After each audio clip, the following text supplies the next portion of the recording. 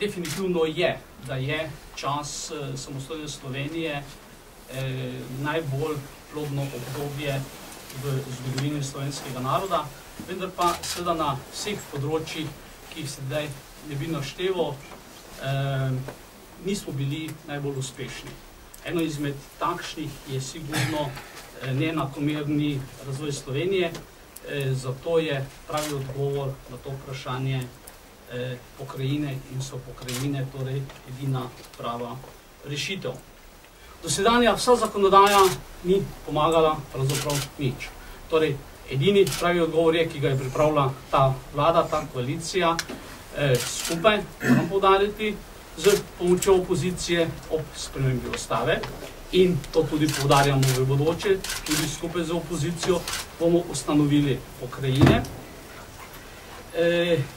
Je to edino, kar lahko pripelje naprej, tako kot je pripeljalo v razvoju na lokalni samoupravi leta 1994 naprej ustanovitev občin.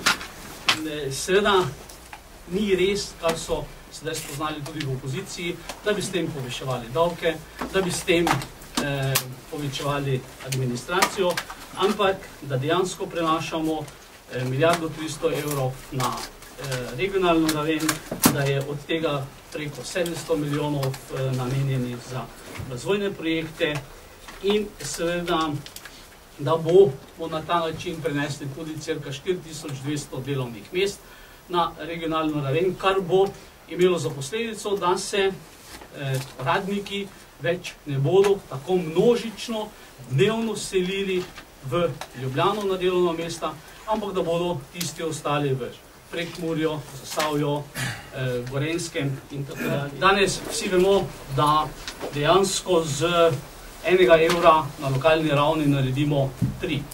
Na regionalni sem prepričan, da bomo z 1 naredili 2. Žal, v državi se velikokrat iz 1 naredi samo 0,7.